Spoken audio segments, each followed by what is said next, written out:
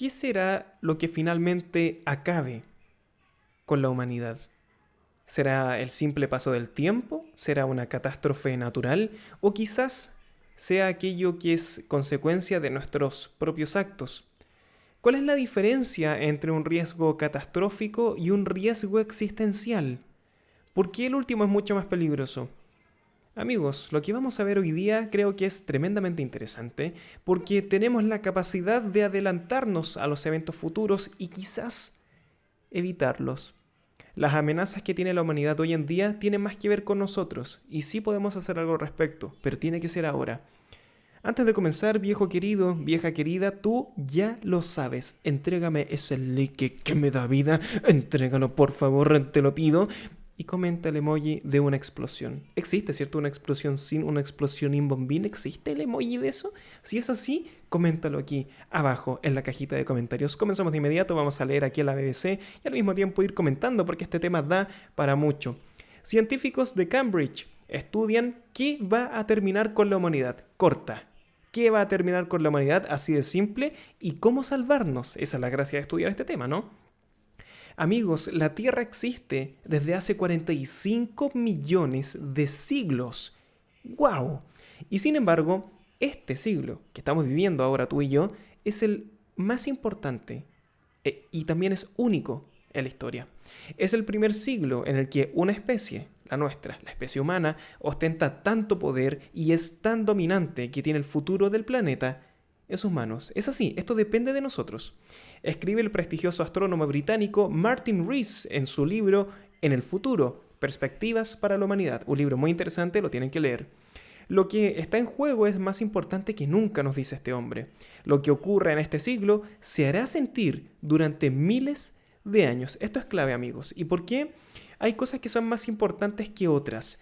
Porque cuando tú tomas una decisión que impacta tu vida en ese momento en específico, entonces puedes decir, ok, me tomo este jugo, sí o no, va a tener un impacto mínimo. Pero hay ciertas cosas que si tú haces o si tú no haces, van a tener un impacto de 20 años hacia adelante, de toda tu vida, de generaciones posteriores, y por lo tanto ya no es tan sencillo como tomarte algo o no, sino que es tan difícil como escoger qué tipo de tecnología vas a implementar o no para las futuras generaciones. Y ahí el tema cambia. Va a poner énfasis en esto este señor, este científico. Atención con lo que sigue. Dice, bueno, eso lo dice en su libro. En verdad, Rees lleva más de 2 décadas repitiendo estas advertencias que, para una amplia mayoría de personas, sonarían interesantes, pero improbables. Quizás en aquel entonces, más que ciencia, eso sonaba a ciencia ficción. De hecho, él mismo reconoció en su charla TED que nos preocupamos demasiado por riesgos menores, pero nosotros y los políticos que nos gobiernan vivimos en negación de los escenarios catastróficos. Sí, porque hablar de este tema es como pesado, ¿no? Es como, ya empezaste con tus cosas, hay que hablarlo, esto se viene, viejo.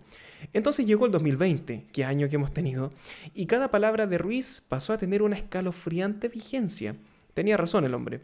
Por ejemplo, en esa charla que dio en 2014, afirmaba que ahora los peores peligros vienen de nosotros.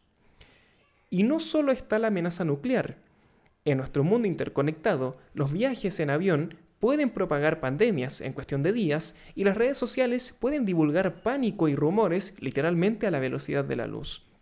Ojo que cuando este hombre dice amenaza nuclear se refiere a guerra nuclear, porque sabemos que la energía nuclear es bastante limpia y bastante segura. De hecho, tenemos un video dedicado a la energía nuclear que tiene muy mala prensa, pero que realmente no es un peligro, realmente, ¿no? O sea, mira, aquí arriba te voy a dejar el video. Ahí está mucho más corto para no extenderme en eso. Arriba a la derecha te dejo el video sobre la energía nuclear.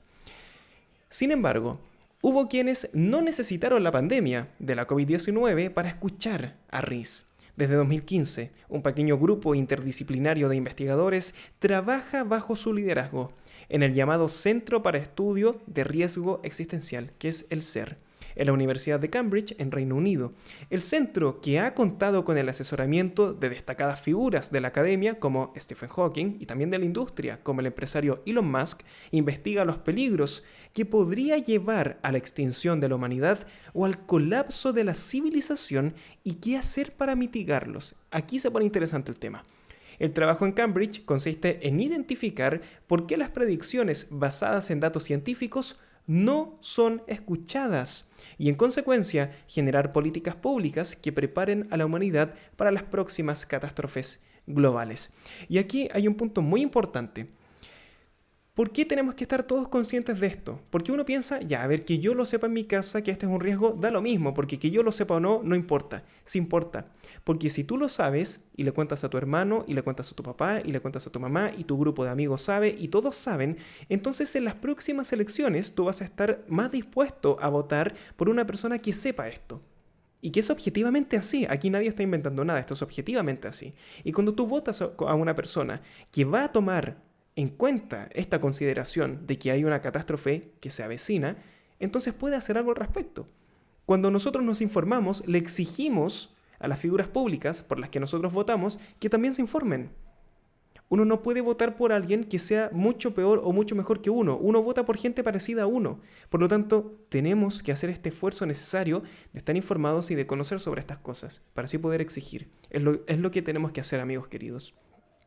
Así como la profunda crisis que nos dicen provocada por el coronavirus no fue la primera, tampoco será la última. Y aquí vamos a identificar los riesgos de inmediato. Hay 5 áreas de riesgo, o sea, son bastantes. Existe una diferencia entre riesgo catastrófico y riesgo existencial, y esta diferencia es importante. Ojo con esto.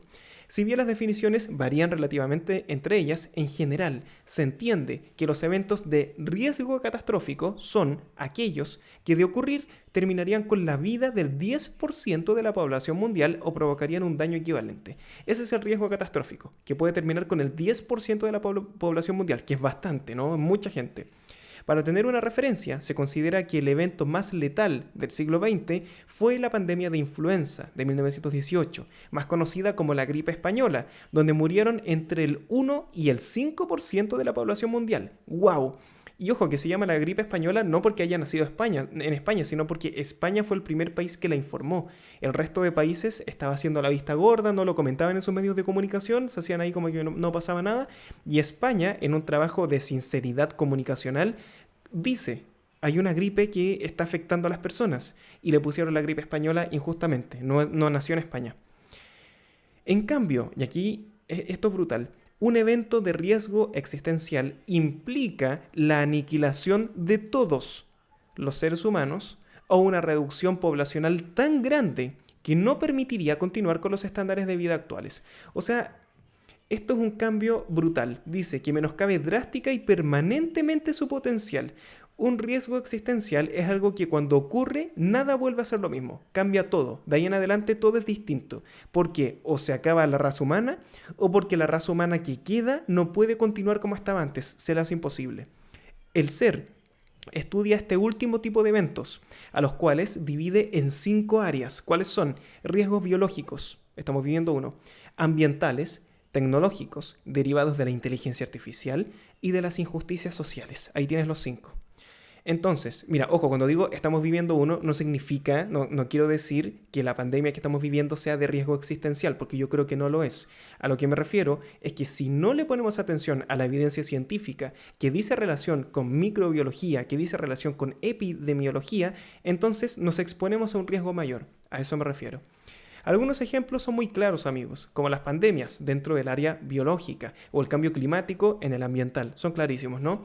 De hecho, estos riesgos naturales, como el impacto de un asteroide o la erupción de un supervolcán, están muy presentes en el imaginario colectivo. Son cosas que entendemos básicamente, son sencillas. Pero existen otros riesgos existenciales menos evidentes, como el de la inteligencia artificial. El miedo con la inteligencia artificial no es que aparezca Arnold Schwarzenegger, que nos mate a todos. No es eso. En realidad puede pasar que para lograr el objetivo de salvar, de hecho, a la humanidad, se destroce todo el ecosistema porque no se le dieron los parámetros necesarios para guiar a esa inteligencia artificial para que aprenda por sí sola. O sea, hay un error conceptual que se comete y es que muchas personas piensan, allí, miren, la persona que aparece ahí es Martin Rees, de hecho, ahí lo pueden ver, quien pronostica todo esto. La gente piensa que la inteligencia artificial es objetiva. Eso no es tan así. O sea, la inteligencia artificial es objetiva de por sí, sí, porque es una máquina, no es que tenga parámetros subjetivos, no es que tenga una opinión. Lo que pasa es que los objetivos que la inteligencia artificial tiene son subjetivos. El ejemplo perfecto y que está a la mano de todos nosotros, porque lo vivimos siempre, son las redes sociales. Las redes sociales están operadas brutalmente por inteligencias artificiales. ¿Significa eso que sea malo? No. Lo que es malo es que el objetivo que se le pone, la meta que le entrega a la inteligencia artificial, le da igual todo lo que tenga que hacer para llegar a esa meta. En las redes sociales, ¿cuál es la meta? Yo quiero que esta persona pase la mayor cantidad de tiempo posible frente a la pantalla para que consuma publicidad y todo lo que hemos comentado. Ese es el objetivo que se le dice a la inteligencia artificial.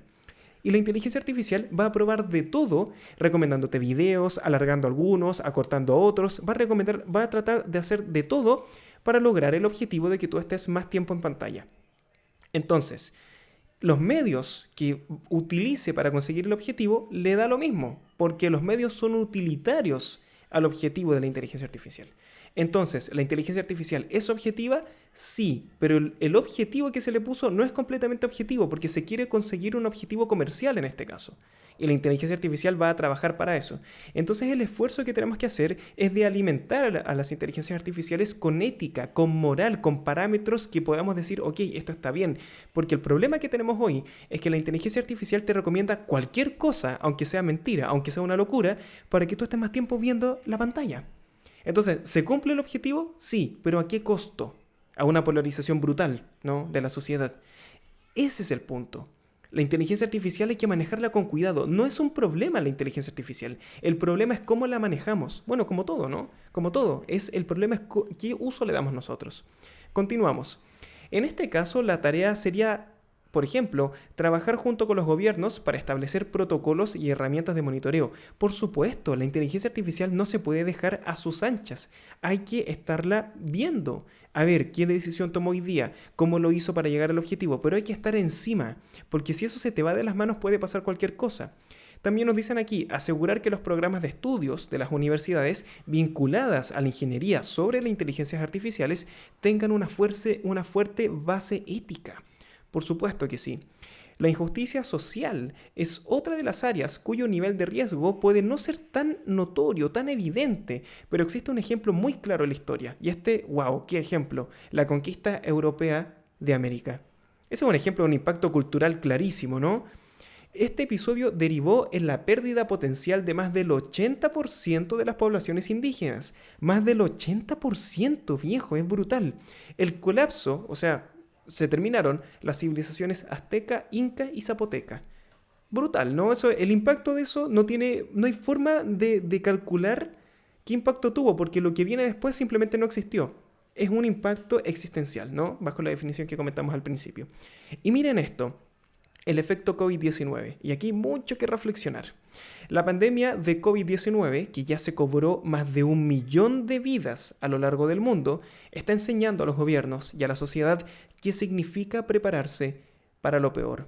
COVID-19 ha mostrado cómo los sistemas comienzan a colapsar uno por uno, como si fuera un dominó. Uno podría pensar que solamente se vería afectado el sector de la salud, pero en realidad se vio afectado el transporte, la agricultura, la educación, la economía, el trabajo, etc. Esto nos demuestra que todo está interconectado a niveles que nunca imaginamos. Uno pensaría, los hospitales van a colapsar, quizás las personas que trabajan en el sector salud van a estar un poco más estresadas, pero afectó todo. Afectó absolutamente todo. Entonces ahí nos hace la invitación de pensar de que estas estructuras sólidas que nosotros pensamos que vivimos en sociedad no son tan sólidas porque dependen, o sea, la fortaleza que tienen es que dependen unas de otras, pero al mismo tiempo esa es su debilidad. Por lo tanto, tenemos que preocuparnos de todo, porque si cae el primer dominó, bota todo el resto. Una forma de incorporar estas lecciones a nivel de política pública podría ser crear equipos gubernamentales que analicen potenciales riesgos catastróficos vinculados al país, vinculados a la región, como por ejemplo el cambio climático en Centroamérica. A ellos les afecta más brutalmente que al resto del mundo. O las armas nucleares en la península de Corea. Por supuesto que es un peligro.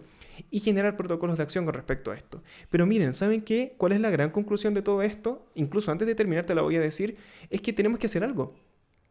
Estas cosas no se van a pasar solas. No se va a acabar. El cambio climático no va a decir, bueno, vamos a dar marcha atrás porque hay mucho problema. No. Las inteligencias artificiales, Google va a decir un día, no, es que hay demasiado problema con esto, así que ya no las vamos a usar nunca más. No, eso no va a pasar solo. Las cosas no se remedian solas. Hay que hacer algo al respecto. Y actualmente no lo estamos haciendo. Ese es el problema. Por eso nos va como nos va. Las políticas pueden ser bellas, nos dice aquí, pero si la sociedad no quiere aceptarlas, este es el primer trabajo que tenemos que hacer. Y por ejemplo, siguen saliendo a la calle las personas sin mascarillas, entonces no sirve de nada. El primer puntapié inicial para comenzar recién a hablar de esto y estos desafíos tan grandes que vamos a tener nosotros, muchachos, esto se viene. O sea, estamos en esto, pero se viene más brutalmente. El primer paso es la educación. Es que las personas entiendan que esto es un problema. Porque no sacas nada con que el gobierno de tu país, independiente del país en el que tú vivas, diga ya, las mascarillas son obligatorias. Pero si la gente no lo cree, no lo va a hacer. Es imposible obligar a todo el mundo a algo. La gente tiene que hacerlo porque entiende cuál es el problema. Porque entiende que un virus se puede pasar de un organismo vivo a otro organismo vivo y por lo tanto es una buena idea utilizar una mascarilla. Pero si una persona que no entiende de nada dice que la mascarilla es un invento, entonces tienes un problema. Porque esa persona está remando a contracorriente y te significa una dificultad. El primer paso es ese, hacer conciencia entre todos. Y por eso este contenido es importante. Este contenido vale la pena verlo, viejo. Te lo digo no solamente por este canal, sino por todos los canales de ciencia, todos los canales de divulgación que están haciendo este trabajo. Porque vamos a tener problemas en el futuro. No es por ser negativo, pero los estamos teniendo. Entonces hay que hacer algo, amigos. Y con esto ya terminamos. Mira, para lograr el compromiso social tan importante, se podría incorporar un módulo sobre qué aprendimos sobre la pandemia. Esto es bien básico, ¿no? ¿Qué aprendimos sobre la pandemia? O sea, cuando esto termine, yo espero que no volvamos a lo mismo. Que no digamos, bueno, se acabó la pandemia, seguimos, continuamos porque ya está. No. O sea, las pandemias van a continuar. Las pandemias las hemos tenido en la antigüedad, con costos incluso más altos que el actual. Y las vamos a seguir teniendo. Entonces, hagamos algo, saquemos lecciones, conversemos, discutamos, hablemos de esto. Esa es la invitación. Si queremos poner estos tópicos dentro de la agenda política, tiene que haber un esfuerzo mancomunado, no solo de la Universidad de Cambridge. Sí, de verdad, amigos, no sirve de nada que los científicos o que las personas que hablan de esto estén súper pendientes de este tema y sepan lo máximo. Lo que importa es que nosotros, personas comunes y corrientes, que hacemos cosas que incluso pueden no tener nada que ver con la ciencia, también sepamos de esto. Es necesario. Uno puede decir, viejo, yo realmente mi trabajo no tiene nada que ver con la ciencia, no vale la pena que yo lo sepa. Sí vale la pena, porque todos juntos vamos a llegar a un mejor lugar que si vamos por separado. Y eso, de verdad, lo tenemos que hacer a conciencia. Es todo por hoy, amigos. Les deseo un excelente día y que estén muy bien. Si quieren compartir esta entrega, se agradece. Chao, cuídense.